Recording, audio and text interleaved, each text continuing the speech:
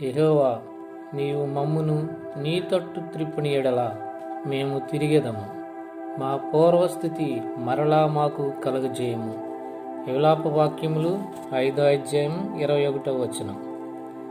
ఒక వ్యక్తి యొక్క శారీరక లేదా ఆత్మీయ ఆరోగ్యము క్షీణదశలోనున్నప్పుడు కొన్ని ప్రమాద సూచికలు అగత్యముగా గోచరమవుతుంటాయి. శారీరక అనారోగ్య సూచనలు కనబడడం తోడనే మనము వైద్యం కొరకు నమ్మకమైన వైద్యుల యొద్దకు పరిగెడతాం.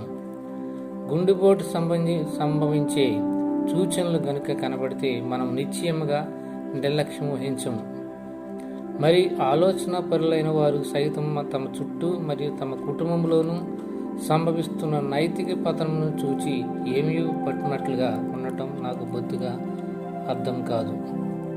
ఇజ్రాయేల్ పాపం బట్టి విలపించిన ఇర్మియా పూర్తిగా పాడైన ఆత్మీయ నైతిక పరిస్థితులు చూడటమే గాక దిగి రావచ్చున్న దేవుని న్యాయ తీర్పుని గురించి తన ప్రజలను హెచ్చరించాడు.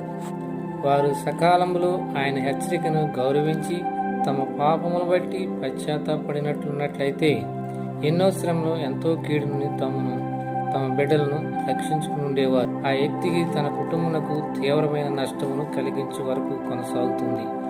కళ్ళు తెరిచే సమయానికి చాలా ఆలస్యమైపోతుంది. తిరిగి పోడ్చలేనంత లోటు సంభవించి పిల్లల జీవితంలో నాశనమవుతాయి.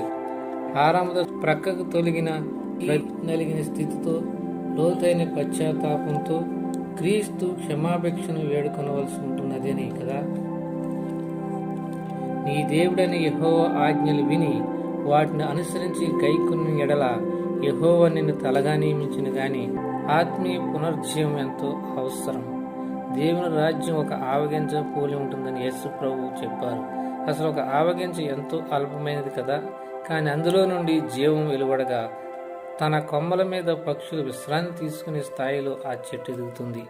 ఆ రీతిగానే దీనమైన విరిగి నలిగిన హృదయం ఉన్న మనిషిలో నూతన జీవం ఎదుగుతుంది. నూతన జీవం ఆరంభమైనప్పుడు గమనించదగ్గ సంగతులు సంభవిస్తాయి. జీవితము నిస్సత్తువుగా బాధాకరముగా విసుగు పుట్టిస్తున్నప్పుడు నూతన బలము నూతన కృప తమ ప్రభావమును చూపిస్తాయి.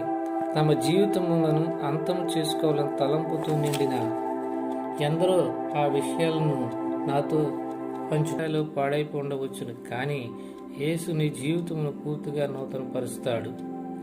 అందుకే రక్షకుడును ప్రత్యేక నామధేయం ఆయనకు ఇవ్వబడింది.